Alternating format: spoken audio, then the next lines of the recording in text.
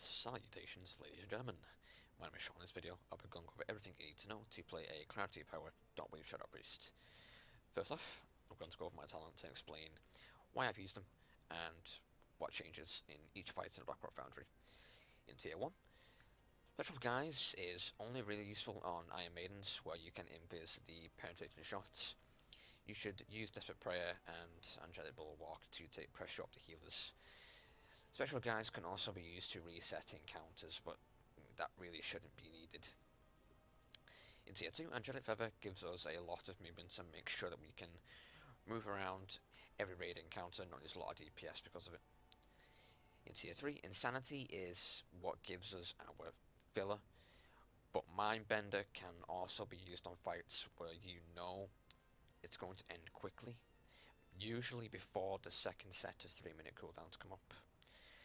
Search of Darkness should only really be used on fights where there is a lot of movements and a lot of adds, because it really only impacts a lot when you can VT every add in the instance and just spam Mind Spike on the move. I only really use it on Iron Maidens, but now I'm starting to work with Mindbender. Tier 4, Dominate Mind is useful on the Blast Furnace. Psychic Scream and Void Tendrils are not really useful as far as I know. Tendrils can be used to root adds if that becomes an issue in any fight that you're struggling with, but usually Dominate Mind is the way to go. Tier 4, Twist of Fate is going to be our go-to talent 100% of the time. The reason why is because it gives us a huge boost on what we call our Execute. Power Infusion is only useful for bursts, and it doesn't provide any sustain. It kind of goes well with Mindbender in fights where you know it's going to end quickly. I guess an example of this would be a Gruul farm kill, because Gruul usually dies in under 3 minutes with a good group, so Power Infusion and Mindbender might be good for that. But for progression purposes, Twist of Fate is the way to go, and Shadowy Insight is just terrible. Now, Cascade recently got buffed, which means any fight where there is more than one sustainable target, Cascade should be used 100% of the time. Fights like Gruul and I think Gruul is probably one of the, and maybe Orgorge and Halon might be more useful there because there's only one target, but if you can bounce between the boxes, then Cascade is probably the way to go. Now, Tier 6 is where we would rotate between two set specs, the first one being the Clarity Power Dotwave build, which I'll be covering today, and the more dominant Aspis of Spirits build, which is far more powerful when you get more gear, which I'll be covering in a separate video. So firstly, the rotation is very simple, which is why a lot of Shadow Priests, including myself, don't really like playing it that much. Because it's so simple, a lot of people want to play it more than AS, but like I said, completely boring. The rotation is really easy to grasp. It resolves around Mind Spike and Mind Blast spamming until we get to 4 orbs. After that, we are going to Shadow Word Pain, followed by a Vampiric Touch. We Mind Blast again, then we Devour and Plague. We will Insanity twice, then we'll Mind Blast again, Devour and Plague, and then we'll Insanity twice. The rotation will become a lot more simple as I show you how it's done in a few seconds. Now first off, I'm going to go over a couple of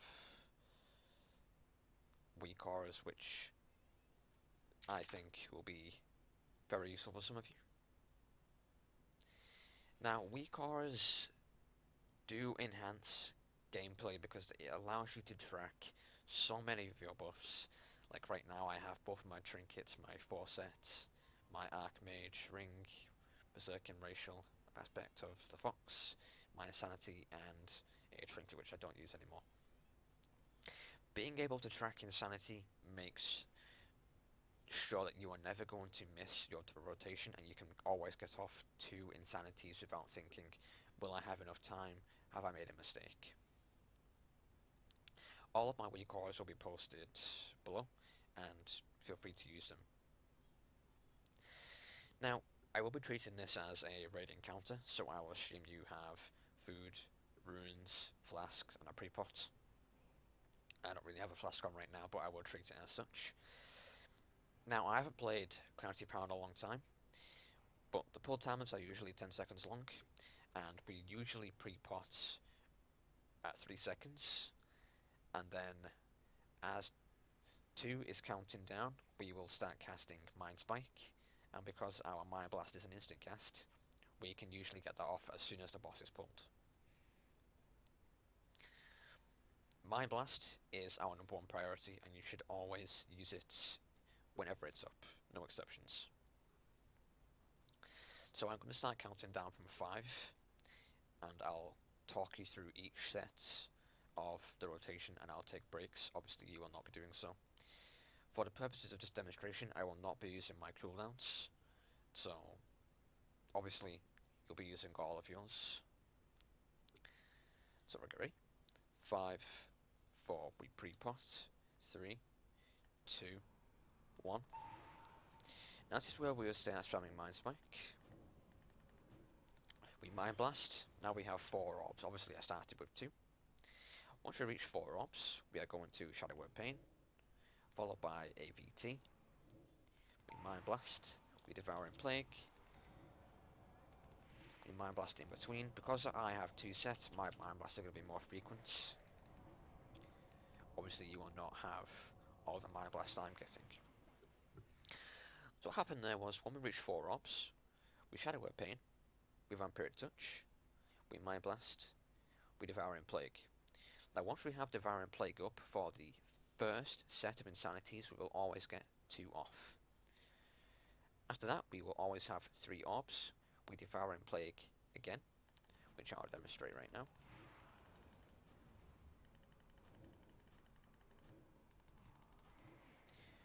Shadow Word Pain, Vampiric Touch, Devouring Plague, Mind Blast. We get 2 full Insanities off by clipping it, like you saw right there. We Mind Blast, Devouring Plague. This is where we get a Mind Blast off in between. And then we get 2 full Insanities. After that, we go back to spamming Mind Spike and Mind Blast to 4 orbs. Then we repeat. The rotation is very simple. Now on a multi-target situation, we can freely multi-dots, but we don't really benefit anything from it except extra DPS. Glyphs wise, there are 3, the ones that I'm using right now are pretty much the only useful glyphs.